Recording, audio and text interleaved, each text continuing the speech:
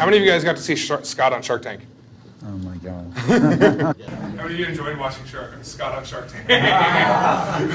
Turning red. I saw the episode of Shark Tank before I worked at MIVA.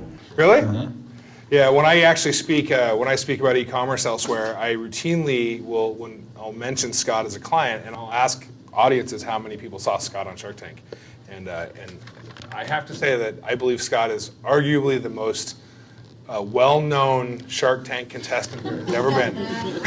Infamous, you think? Infamous is probably a good word for it. So, thank you for being here. My pleasure. Good to be here. When did you start as a MIVA client? 2001? Yeah. Scott's been a client of ours for 14 years. I have personally been working with Scott for going on 8. And I can tell you that making Scott happy is sometimes a full-time job, but it's well worth it. And his success speaks for itself, and we're going to spend some time tonight getting to know how he succeeded. So if you guys have any questions, we'll have a time at the end for Q&A. Can you tell them a little bit about what SCOTTeVEST is? I find that a lot of people don't know. 14 years ago, I started SCOTTeVEST to solve a very simple problem. I had a lot of stuff and didn't know where to put it all. So instead of fanny packs and backpacks and all these other packs, I designed clothing with tons of pockets. Everyone loves pockets, so I've got like 14 pockets in this hoodie and 3 or 4 pockets in this shirt and another 14 pockets in these pants. It enables me to go around whatever I want, with everything I want on my person. So how many pockets in your underwear? 2. The same number in this your is my underwear. That's right. Scott's correct. I am actually dressed head to toe in SCOTTeVEST tonight. Yeah. If there was Scotty shoes, I would be wearing them. But I am wearing Scotty khakis, Scotty MIVA shirts, which we get made, and my Scotty boxers. So, and then I'll let you ask the questions. But 14 years ago when I started, I didn't know it at the time, but I was the first apparel brand to start on the internet. Most other apparel brands would sell wholesale. And it was kind of an accident for me. My web developer said, do you want an e-commerce enabled your site? And I said, how much is it? He's like, $500. I said, fine. And I did. And as a result of that one decision, I fundamentally changed the business model because, to this day, 90% of our customers are direct to consumer, and enables us to have that direct relationship. And that's my story. That's a background. So let's talk about your background before SCOTTeVEST. All right. You were an attorney. Yeah. Or a lawyer. Why? I was miserable. When you went to become an attorney, what were you thinking? I was thinking I'd delay, real life, and a lot of people who go to law school or business school, they didn't know what they want to do in their life, so I went to law school. But I did think I wanted to actually practice law, and I wanted to sue other attorneys. I wanted to be you wanted to be an attorney malpractice attorney? You can imagine how many friends I met in law school when I introduced myself. Someday I hope to sue you. Unfortunately or fortunately, I did too well, and then I got a really good job at a massive law firm. And this was in Chicago, right? Yeah, got the golden handcuffs. So of all the attorneys, and I'm 42, and if you were born in the early 70s and you're a white-collar professional, the odds of being an attorney are very high. And so I know a ton of attorneys. And I think you were sort of right at the beginning of that collar, and there was like a 10-year window of a glut of attorneys. Most of the attorneys I know who were successful and made it to big firms never could escape the golden handcuffs. How did you actually get the courage to make that jump? It took a while. It took several years. It didn't happen overnight. It was one day that I was working, and it was actually a week. I got addicted to solitaire. And I decided that at the end of each day, I had to come up with 8-10 billable hours, and I know I played 4 hours of solitaire. and I couldn't write it down. So rather than doing what others did that I was playing solitaire with, and just make up some hours, I went to my managing partner and said, I need out. And can you help me find a job outside the law firm? Place me with a client. I think I would enjoy that more. And that was my death knell. I knew that by going to my senior partner saying I no longer want to be on the partnership track, even though I was doing very well, I was up, kind of up or out, and out it was, and they didn't get me any interviews. So it didn't help at all. And I jumped ship to another large law firm instead of, going into business or working for a client, and I was miserable there. And then, I finally went in-house at a public corporation and then started a .com. And once you're a lawyer, you're branded as a lawyer. It's hard for you to be respected as a business person or a marketer because they think, you're a lawyer. That's all they think of you as. So finally, when I was miserable traveling back and forth from New Jersey, I came up with this idea. I'm juggling all my stuff and I'm traveling. If I can't try this now, because I couldn't get another job otherwise, going back to a law firm would have been, like of counsel for the rest of life. But, sure. So. And then did you do both for a while? Well, sort of, because when I was doing the .com, they put me in an office, for a startup, internet startup. It's not a lot of legal work to be done, and any other marketing ideas I suggested, they're like, oh no, you're the lawyer. So I shut my door and I took legal clients. Right. So I was doing it on the side. I felt horrible doing that, but I did for a little bit. Okay, so then you got this idea. You were traveling back and forth in New Jersey. You had all this gear, and you needed a place to put it. And you had enough wherewithal to not wear a fanny pack. Eventually, hopefully, yeah. Russ's wife will tell you it took many years for her to break him of that. So then, now you had this idea. How did you get the first product made? How did the eVEST 1.0 actually become a product? Well, if you start to talk to a few people, you'll find that someone who knows someone who knows someone who can get apparel made in China. Until you start asking those questions, you never realize that you really do know someone who knows someone who can do that. The problem is everyone along that chain wants a percentage of your business.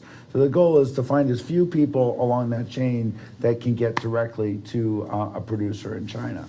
So there were two aspects to it. This was in December of 2000 that I was sort of quitting, and I met with a clothing designer. And she helped me design the eVEST 1.0, made a sample, and I learned fairly quickly that the apparel industry works very slow. They're designing things now that might hit the stores in a year from now. I mean, women know this much better than men. So I was like, no, I need income right away. So this is December, and I needed income by May in my business model. So I had, quite literally the fastest launch of an apparel product and a website, together, even to this day. It was within 4 or 5 months we were in production. So, I think I spent an inordinate amount of time focusing on coming up with a patentable idea. And for those of you who watch Shark Tank, you'll especially appreciate this because I did present, a patent, as my concept of technology-enabled clothing. And I think looking back on it, I would encourage other entrepreneurs, don't try to do something truly unique, just do something better than someone else. Because ultimately what I've done is made clothing with better pockets. I don't own any proprietary rights in making better pockets. In 14 years, no one has come close to what we've done because we're just constantly improving and doing better at it. I don't know, I'm spinning off. So no, actually, it's good. I'll interrupt you if I want to. All right, I know you will. So on that line, when you got the first eVEST back from China, how did you sell your very first one? So I got a sample, and then I said I need 6 more, and my designer said no, our deal was 1, and I finally convinced her to make 6. And so those were hand sewn. Hand sewn in Chicago, and and I had 2 going to separate factories, 2 going to media, 1 going here or there, and for. I treated them like gold because they truly were the only 6 items I had. And I went to Hammacher Schlemmer, which is who I thought would be my primary distribution model, and I actually represented their landlord in their lease when I was working as a lawyer, and I got a meeting with the buyer. He loved it. He thought it was going to be awesome, and then he sent me a contract and never replied to me and never replied. Finally, 2 months later, I show up. I'm like, I ordered $60,000 worth of garments. Saying, can you at least press reply to an email? Said, I hate to tell you this, but I'm leaving, Hammacher, and here's your new buyer. And she hated my stuff.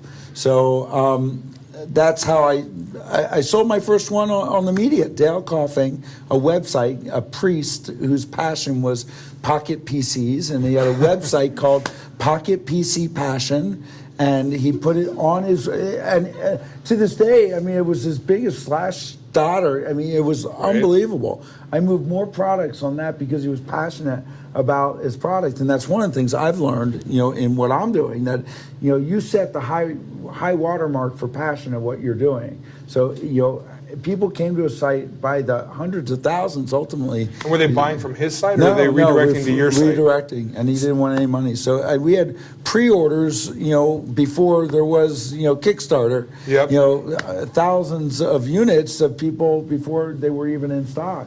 Through PR, I recognized quickly the value of PR, and I would reach out to media personally and try recognizing that I can sell one media person on it. They can sell their whole audience. So as I'm hearing the story, you go to Hammaker Schlemmer, however you say this word, Hammaker. I'll call him Hammaker from here on out. And then your guy basically bails, and the new buyer doesn't like you, and now you've got $60,000 worth of product you got to move, and you bump into this other guy who helps you move it. And thankfully, you have an e-commerce site to do that. Yes. What was the first e-commerce site? Was it on Yahoo, or what was it? Oh my God! It was. I'll never forget. I don't remember the actual platform because we were there so briefly. But it was the guy who developed it, put it on his Sife Cafe or something, and it was on his own.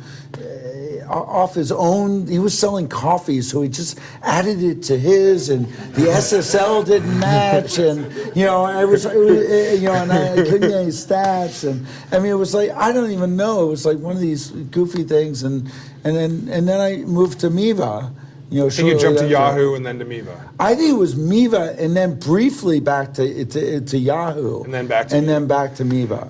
And how quickly? Was it purely the Pocket PC guy, or was it dealing with Hammaker, or both, that you realized, let's go direct to consumer? Like, how did you make that leap in your head? A lot of people, I think, in your shoes, if they had a defeat like you had at Hammaker, might have just quit. Especially if you have a JD in your back pocket. You could have gone back to being an attorney. Yeah, but I painted myself in a corner. I mean, that would be a miserable life for me. I mean, I saw where that path was going to go. You go of it as a partner, and I thought to myself, yeah, I always had that, but I knew I'd be miserable. And life doing something you're not passionate about is just misery. So it really forced me to really drive hard, knowing that if I failed, it wasn't just failure at this. It was just.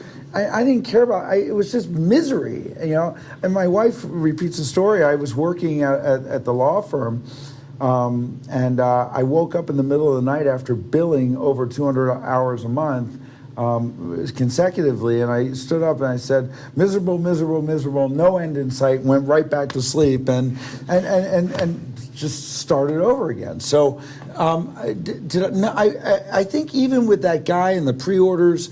I didn't know. I was trying to figure it out. So I still thought that the future was going to be through Sharper Image, right. And to this day, I have a letter, an email from Sharper Image. We don't believe your product fits with our product mix. I framed it. It inspired me because every time someone told me no, I fought harder. It really did. And to this day, Sharper Image has gone bankrupt like 3 times. All these other companies have, and they're begging us, literally, what's it going to take for you to sell us your product? So as certainly one of the early successful first independent brand apparel, I've known you for a long time. How many of you guys have heard of Bonobos? How many of you guys know that Bonobos has raised, I don't know, is it 70 million in venture capital? Yeah.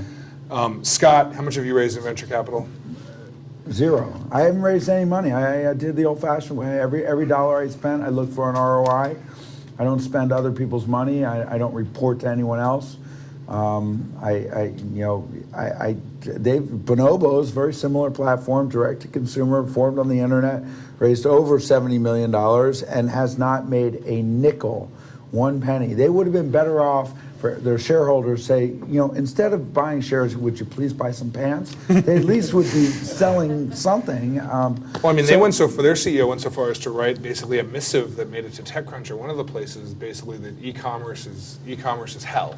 And that's why they opened. That's why they went to these didn't read that. these New York Guide pop-up shop. shops or whatever, right? And he basically said, we've done everything we can and we can't make it work. And it's interesting because your story is the exact opposite of that. Well, the reason why he couldn't, and this is something I want to dig into with you a little bit as well, is it wasn't growing because he's VC backed. He needed growth to justify the next raise. Yeah, you get hooked on that next drug, valuation. Yeah. So and we're at a point now where we're not growing, but it doesn't matter because we don't have investors. And we're improving our business and keeping employees happier. So I'm wondering, if maybe he was right. Does e-commerce cap out? You would think not, but I don't know. Well, and I think that's an interesting question. So one question I had for you is how long did it take from when you first started selling to when you were actually making a profit? Like how long were you before you were semi or fully Second year. self-sustaining? So second year. Yeah. And then how many years beyond that before you hit $1 million in sales? Maybe 3, 4. And then, but I would assume if we had a magic clear whiteboard up here and you had to draw your growth path, it's not a straight line. It's not what the VCs want to see. No, it was at points we saw some real significant growth. We were averaging 20-40% a year, and then some years 30, and then all of a sudden we started doubling in our business, and we got nervous, because growth can be scary. Well, especially in your world, because you have to buy. How far out are you buying product? 6 months out. So you've got to make a decision with all your cash today about what all of us want to buy later. I predict Christmas right now. Right now, Laura, my wife and partner, is predicting Christmas, and so it's complicated. So what that means is you'll have to buy SCOTTeVEST for Christmas. Yeah. Otherwise, counting on you. Laura will be mad at Scott. Yeah. So you mentioned a number of things that I think are critical to your success path, and I'm sure there's not one, but you mentioned being the most passionate about your product. You mentioned sort of the proverbial burning of the ships. You painted yourself into a corner. You had to succeed. What would you say? You've mentioned being able to get the media, to leverage the media. If there was one or two things that you would share as your top tips, what are This they? one's easy. I'm shocked how many people don't employ this. F you. F you. Follow up. Follow up. Every email that hits your box, every email that you send relates to a task that should be completed or abandoned. And abandoned is not the default. It should be completed. So I flag every email I do, everything I start, I finish, or I put it on a blue sky list and finish it later. I don't let anything slip through the cracks. And I don't think a lot of people do that. I mean, you see emails from me occasionally. I was going to say, I'm on the receiving end of those emails. Yeah, I know what that's like. But it's true. That is the sole reason for my success. And to work with people and train people how to embrace that. It's complicated because if you can't just to get an email from me, it's like status. All right, I get it. Well, you got to get people on the same page, and it's a process. But if you fundamentally take one thing away from what I'm saying tonight, it's just whatever you start, just put a little flag. I have lots of little technology tools that I use both on mobile and on web browsers or Outlook. Some that work better.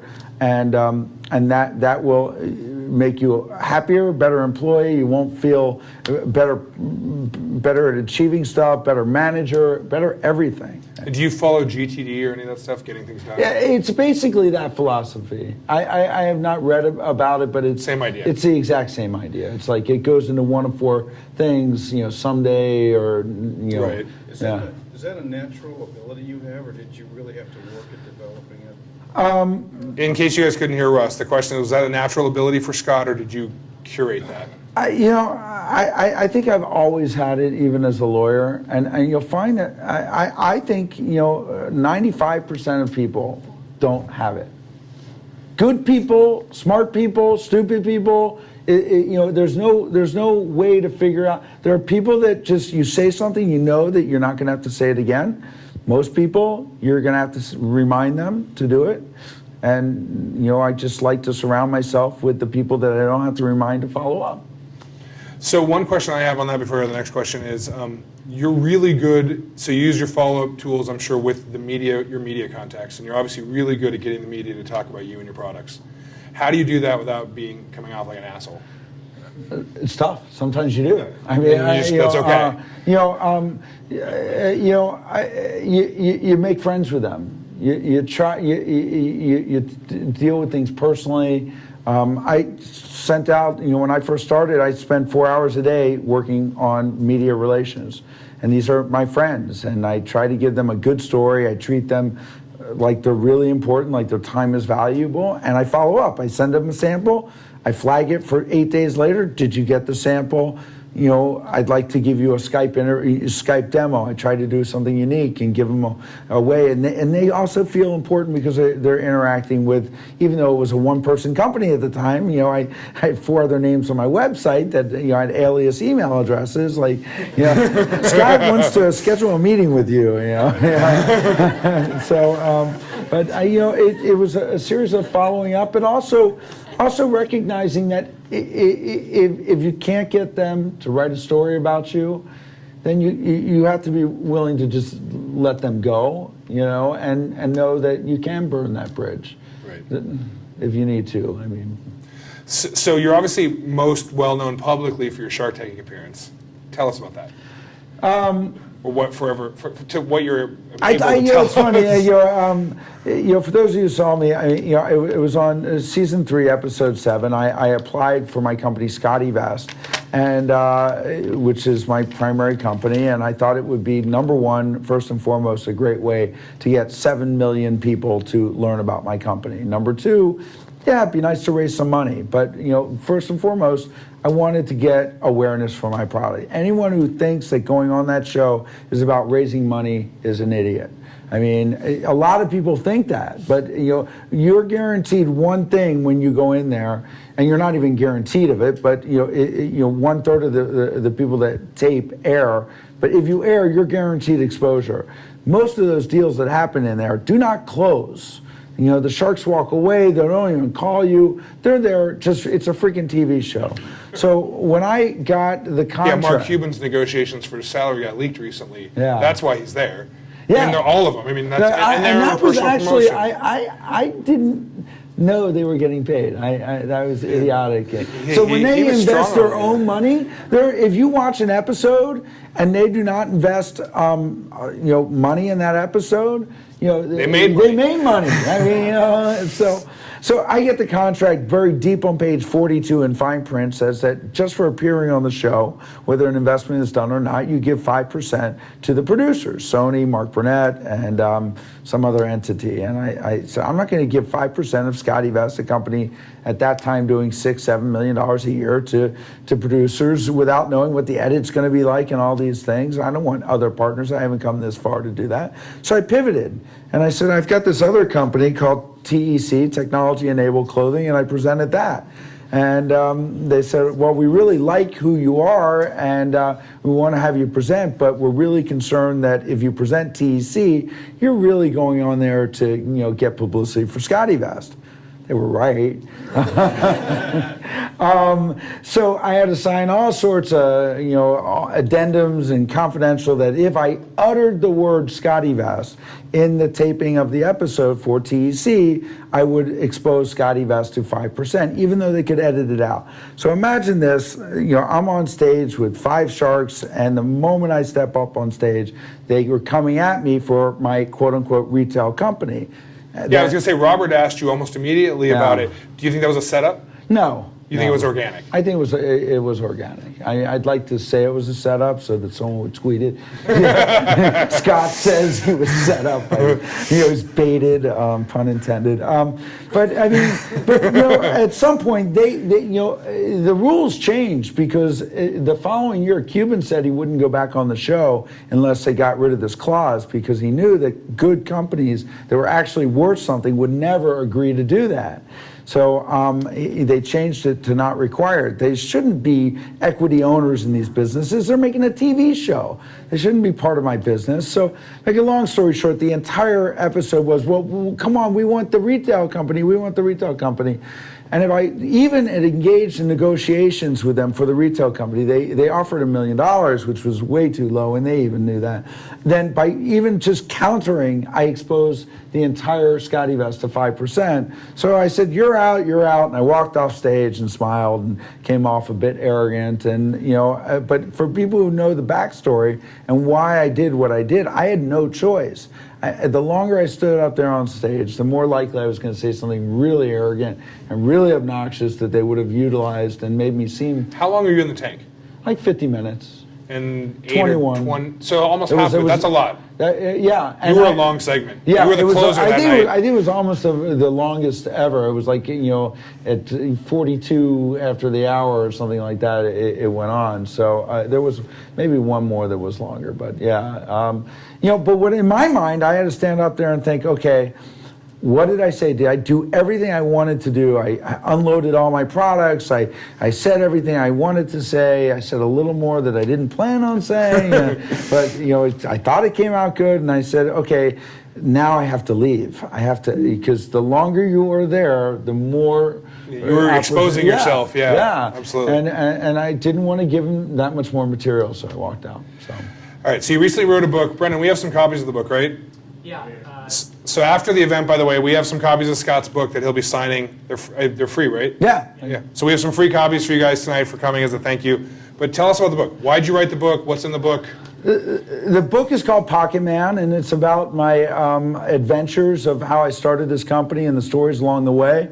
It's intended to be first and foremost entertaining. I hate reading books of how great I am, and if you follow step 1, 2, and 3, you too can be great and pompous and all that, sort of stuff. I wanted someone to spend 2-3 hours reading it. It's a quick read, and walk away saying, yeah, I enjoyed that read, and you know what? Maybe I learned a thing or two. So it's about some of the stories I'm telling you now, elaborate further on it, the relationships I had along the way, and I wrote it in 6 weeks with my co-author, Thomas O'Leary. I have a saying that anything worth doing is worth doing fast.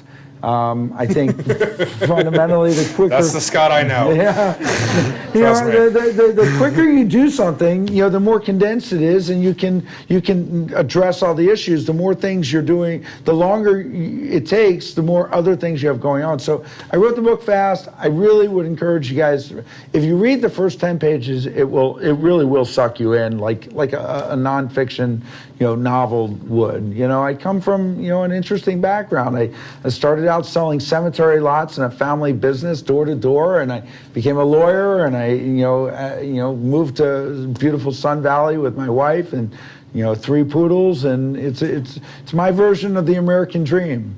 And the book, Pocket Man, at the beginning of this year when I went on tour to promote the book, I said, anyone who's silly enough to call themselves Pocket Man and wear Pocket Man branded stuff, I got a Pocket Man car, The Pocket Man car is here, by the way. Yeah, for those of you who want to see it. Slingshot. It's right out in front. So I'm just gonna live it. I'm a superhero. I flat out, I'm going around and the country. I don't have a destination. I'm meeting people, telling them about my story, and it's fun. It's inspiring. I'm talking to you guys. I talk to UCLA, Career Week. I go to University Friday. I go to San Diego, USD or University. UCSD. Yeah. And, So one thing you're very, very good at. and you read what did you say to me when you read the book? So I don't remember the exact quote, but the gist of it is I get asked to read pre-written books semi-often, 2-3 times a year, and I dread it because they're going to suck. Like they're going to be really bad because the vast majority. How many of you ever dreamed of being an author? Most of you shouldn't be. Yeah. And that includes myself. And so I'm not dissing anyone. So Scott, I get this email from Scott, do you want to look at the book? And I was like, oh no. I'm friends with Scott, what am I going to do? And he sent me the book and it was really good. It was really compelling, and he's right. It sucks you in really quick. It's funny. It's like everything Scott, it's kind of fast. And so you don't ever feel like, oh, what am I reading here? I'm lost. And it's a fun read. We asked all our beta readers, I said, what book does this remind you of? And one was my favorite. They wrote back, Ferris Bueller's Day Off. It's not a book, but it is. It's like it jumps from thing to thing, and you're really pulled in. So you're really good at creating fans. How many of you follow Scott on Facebook? So a few. So the rest of you should. Yeah, the rest of you should. Scott is very entertaining on Facebook, and it's sort of an interesting insight into the world of Pocket Man and Scott both. And so, what's your strategy? What's your secret for making fans? Be authentic. I think first and foremost, be yourself, and I think people can see through false. They can see through. What does Laura say about you? You have no filter? Yeah, I have no filter. I say what I think. To me, Facebook is my conscience. I wouldn't do anything that I wouldn't post on Facebook, so I do everything and post it all on Facebook. So I really wouldn't. I someday psychologists will study Scott for that. So it's just authenticity, and don't look at it for direct ROI. Because I'm deep into it, and I'm not sure I found it in terms of direct ROI. But this is what I can tell you. Guys like Rick, who have a million other things to do, will look at my timeline and entertain themselves. A guy I sat down with yesterday, I'm pitching a reality show. He works for Michael Eisner's. He runs Michael Eisner's, the guy who ran Disney's company, and he follows me on Facebook, and he's like, "You're one pretty entertaining guy," and so it's that meeting, that connection, that can lead to something else, and ultimately may lead to actual sales for SCOTTeVEST. Well, and since I've always known you personally, if I've ever had a customer service issue with your stuff, I would reach out to you. But I mean, I get the feeling from what I've watched when I go to Sun Valley, you take customer service seriously. Isn't that the other half of the equation? Yeah, no, I mean, I take micromanagement seriously. I mean, if you're not willing to manage the entire customer experience from when a product is designed, manufactured, shipped, and serviced, and every level of it, then, what's the point of it? You want to make sure that customer experience is perfect. And, we're at the 5-minute mark, is it? Yeah, we're on time now. All right. We're nailing the post. All right. So yes, it's very important. Customer service is, and I kind of, a lot of you guys are too young, but for those who aren't, who watch Brady Bunch, okay, maybe not. You remember Sam the Butcher? Saying that, Sam the Butcher, yep. Yeah, Al's boyfriend. He was cantankerous, but you go in, you want to pay your money, get your meat, and here it's like, you believed in him, and you might not be the guy you'd want at your dinner table every night, but I've tried to take an approach of Sam the Butcher. You know who I am, you know what I stand for. You might not always agree. I know Russ and I don't always agree on a lot of things, but but he can respect my opinion because I back it up, and I back up my company with excellent customer support. So how many of you either have or someday imagine having an e-commerce business? So a fair amount. Good. We have the right audience. What's some words of wisdom for those just starting out or those already in it? Ignore all the emails from the SEO people that you get spammed with. I can vouch for that. It's hard to find a good one. I haven't found one yet.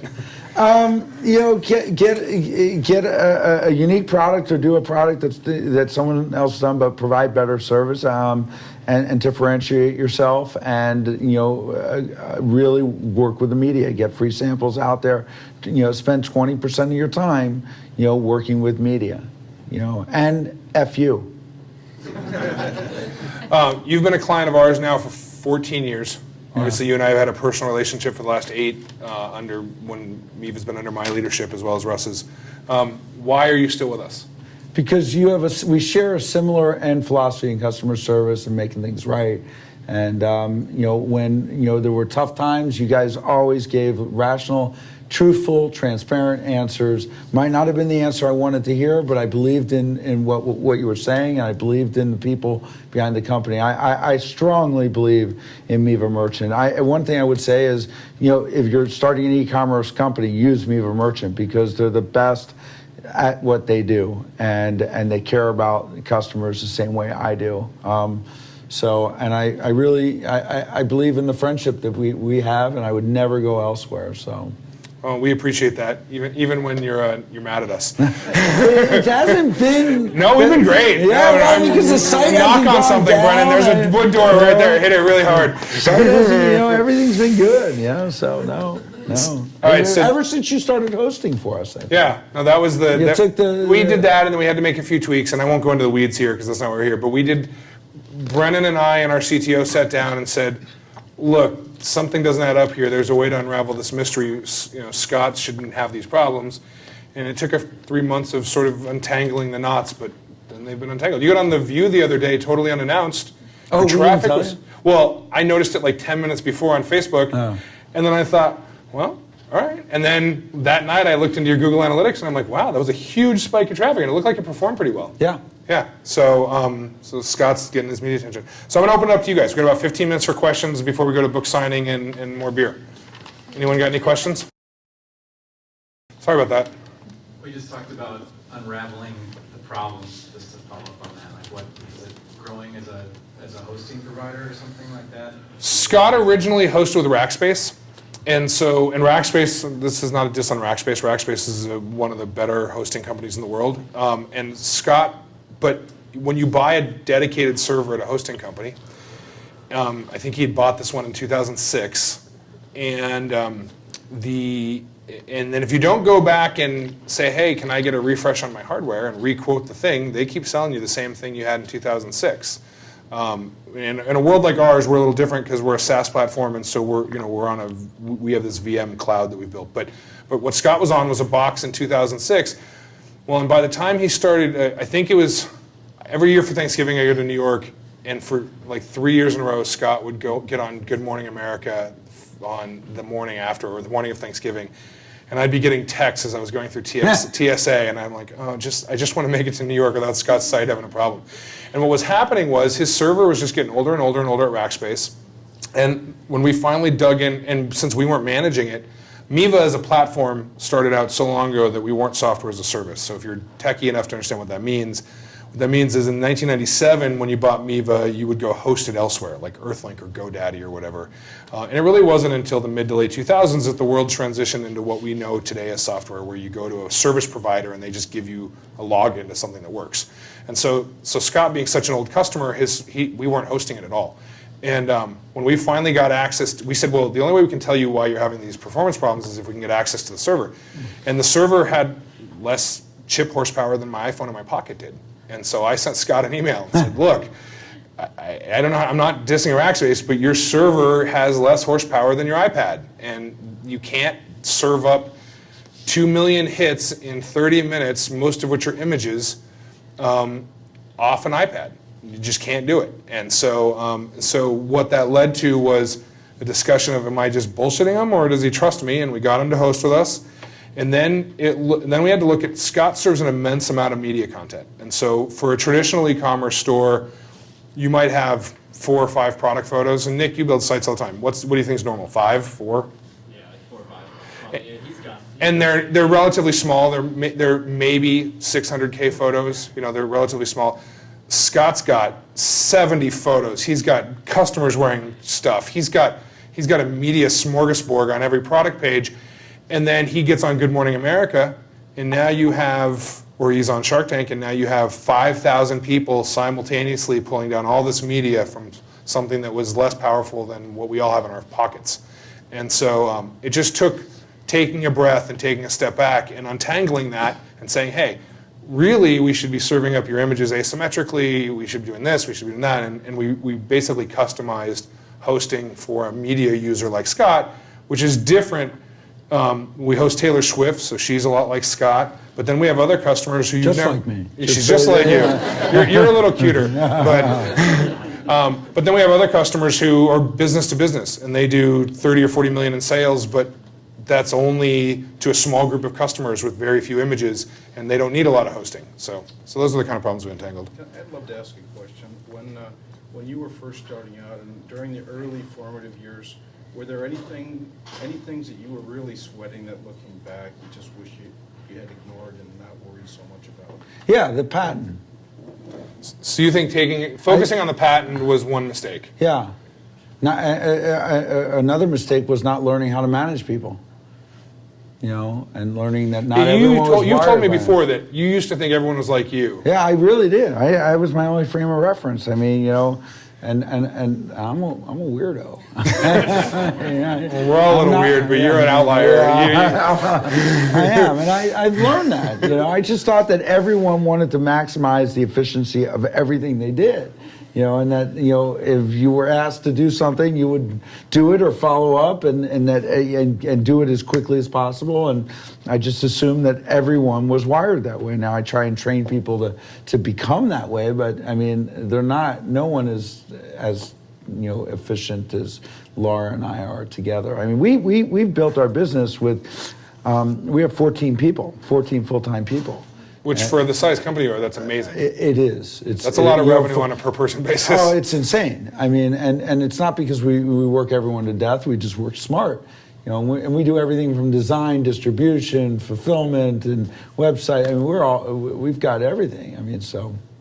So Scott, you said when you first started, getting the people, the media to see your product was what you did to grow to what you are now. What do you do now to grow even bigger than what you are now? I mean, what are some of the things that you do? You know, that's hard. I come speak here. I write a book. I'm pitching a reality show. I'm driving around the country in this crazy car trying to expose my brand. I declared myself a superhero. You know, I'm trying a lot of stuff. I might do a Kickstarter campaign with a product that a winter product that was supposed to ship in February, and we're getting it in May.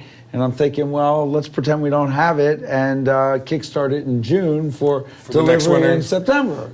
And pretend that, you know, that we think it's going to be awesome, and we know we've got thousands of units sitting there, and guess what? They may ship a little early, you know. So that's a constant challenge, and I do find it interesting with what Bonobos did, because I'm really struggling as to whether or not, you know, e-commerce does have a ceiling. Logically, there shouldn't be one. Well, at the end of the day, it's how many, you know, there's a market, right? I mean, a fixed market of people who want your stuff. I can't believe I've I'm not saying you've hit it. I'm not saying you've hit it, but I'm just saying that's what you're think playing expanding the B2B business, you know, we're getting back in. You know, TravelSmith is picked us up again, and you know, Hammaker, AAA stores, and I think people need to touch and feel product in order to feel comfortable with it. Because even, you know, I met a woman here. You loved our product, but you have not bought it yet because you probably haven't seen it. You know, so one other thing that I think on Nick, I know Luke, you've got a question, but on Nick, you and I talked about this a couple years ago. In your world, growth isn't the ultimate metric. No, profitability it is the ultimate metric. You know, and actually, to me, what I've learned is happy employees is the ultimate metric, because happy employees will create profitability, and without happy employees, I don't want to go to work. You know, I want to be around people that are inspired and passionate and happy and believe they're changing the world one pocket at a time, and you know, and believe in the mission and all those things. So, you know, because we don't have investors, you know, I need to be profitable, but I don't need to be as profitable as last year. It'd be nice and beyond, but at the end of this year, I measure success solely in whether my employees are happy. If they're happy, I'm likely happy. If I'm happy, then we're likely profitable. Luke. I actually have two questions because of what you just said. Maybe think of another one. My number one guy just quit. My company will probably do 1.2, 1.3 this year. Solid. My number one guy just quit. And what you said is you measure success based on the happiness of your employees. I hadn't always. Okay. What are some of those things that you do, either within a company culture or whether that is within, you know, benefits, or what are the things that you do to create a happy environment? Yeah, it's you know, in the 6 minutes we have left in the Q&A, I could talk on that for hours. So I'll hit on it.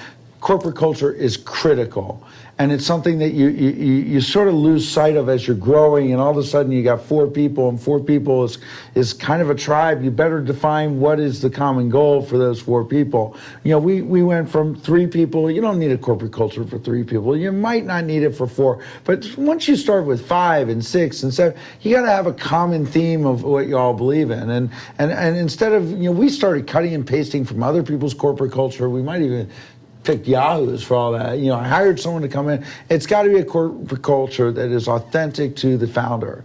And in my case, it's about, you know, a few tenets of it: honesty, integrity, and transparency.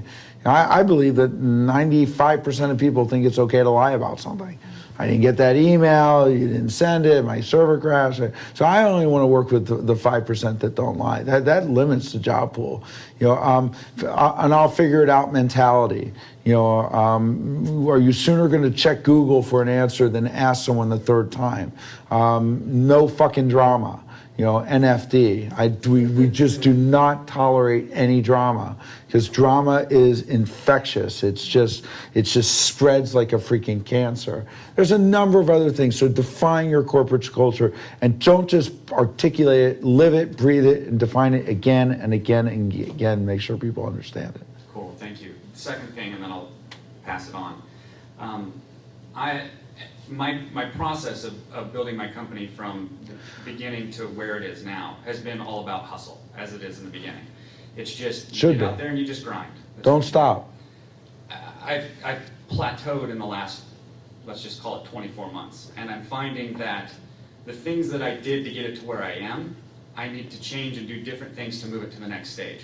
What is that to go from 1 to 10? What are those things that... Well, why do you want to go to 10? I mean, it's an arbitrary... It was arbitrary. Well, why? I mean, why do you need to grow it all? And based on my premise, right? You know, are you making money at 1.3? Yeah.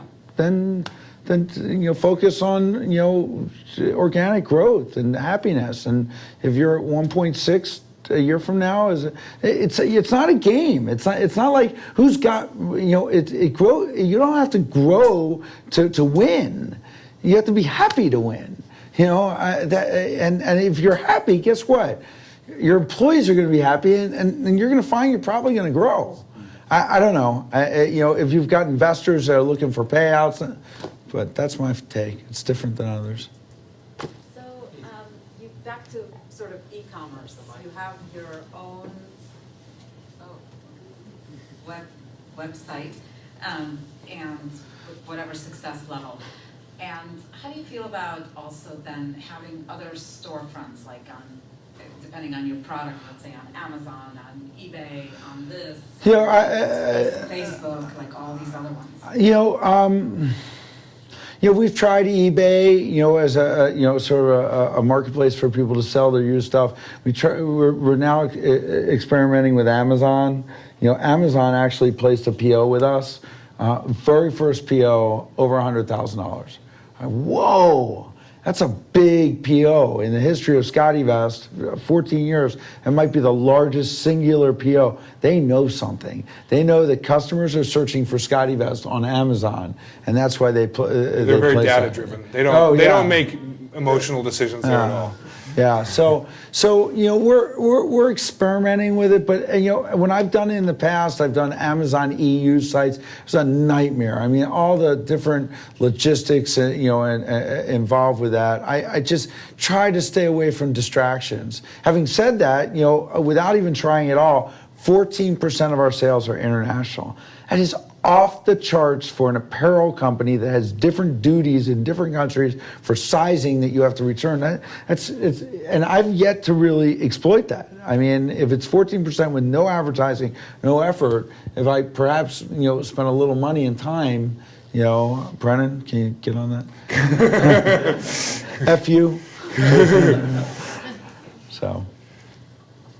We hand the mic up here. Yeah, your company has gone through a lot, of course, starting in before 2000. How have you adjusted to all the changes? Because it's been phenomenal. Well, you know, honestly, we find that when we go back to our core values, we do better. So, you know, I've been with all my key vendors almost from the beginning, from our factory that I started with 14 years ago. That's unheard of. I've never been to China, by the way. That's also unheard of for any manufacturer. Everyone else I know in your shoes goes to China once or twice a year. Yeah, I mean, that's, so I communicate using, I have great factories and great agents, and I communicate really well, and I'm loyal to them, and I think they're loyal to me, and I pay my bills on time, always. I find that as a customer, you don't ever want to be begging for people to pay you or pay them, and so I don't know. I mean, honestly, when we went through a bit of a shitstorm when we started growing, and I hired all these senior people, and they hired a bunch of people, and we had what's called a bozo explosion. We just said, let's go back to our old ways. We brought in the NetSuite, which was an ERP system, and we unwound that and went back to Order Manager, which and everything that we're sticking to what worked. So, but we have to be prepared to pivot, and turn yourself into a superhero. You got to change, a little bit. But but if it worked once, try to remember what worked about it. Yeah, I'm just thinking about social media and all that stuff coming in a way that wasn't there. It's just another way to communicate. It's just another way, instead of picking up a phone or sending an email. It's just, I'm not so convinced that, social media, having spent hours on it personally a day, that it's that important to my business. I don't know. I actually agree. I mean, we have a social media person who works on our social media full time, and then I do some of our social media. I'm not nearly as prolific as Scott, but it's important to get the message out. It's very important. It's very important to think through how, from my perspective, I agree with Scott about corporate culture and vibe. We won one of the top workplaces in San Diego last year from the UT, and I think that was mostly due to the fact that we put a lot into just this being a good place to work. So but I think social media is an important tool. I don't think it's the end all. It's not going to make your business, and if you don't do enough of it, it's not going to break your business. We've got 2 minutes, so one final question right here. Is there anything outside of media and PR that you've used marketing-wise that has driven sales?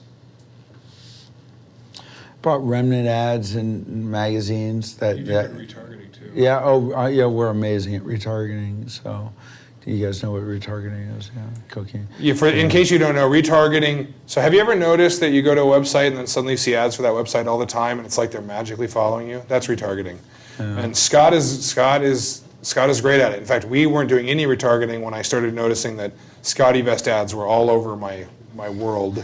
And I called Scott and said, what are you doing and how are you doing this? And he hooked us up with a partner, and we've been doing not quite as aggressive, but similar strategy to Scott that same whole time. And it's very helpful. I work on Scott's site pretty much all the time, and every ad I see on every browser I'm Do not click any of them. Do not click them.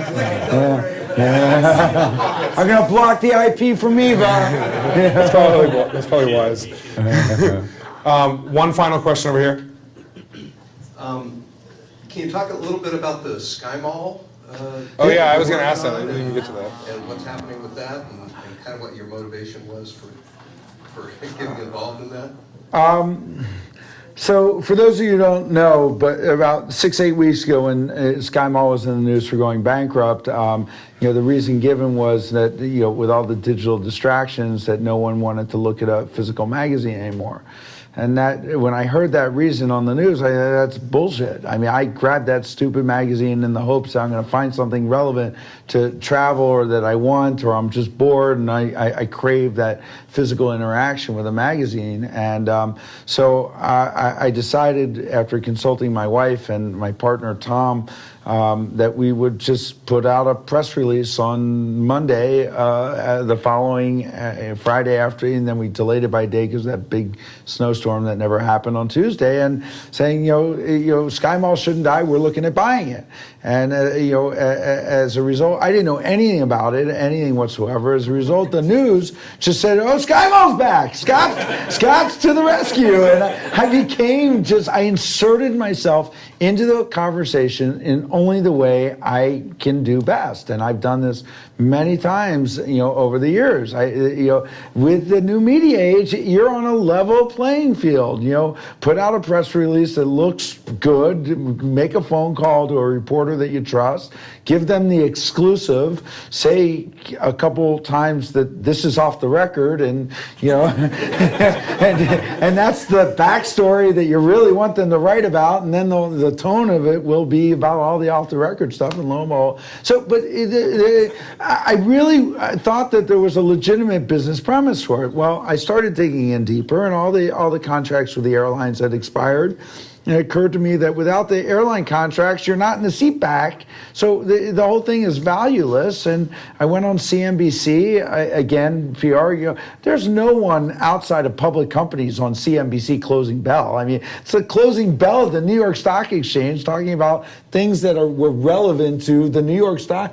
But here I am. I happen to be in San Francisco, and I said, I can make it down there at 1. Does that work for you? And then I FU'd her the next day. Well, I'm really going to be there. And well, let me see. And sure enough, I was on. So long story short, someone ended up buying last week the name SkyMall for $1.9 million.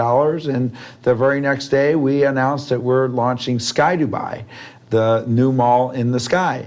That is a geo-based buying opportunity that will only allow you to make a purchase when you are in an airport or on a plane using our mobile app, and receive a fairly big discount for doing so. Much in the same way that the duty-free gives you a discount when you're at an airport.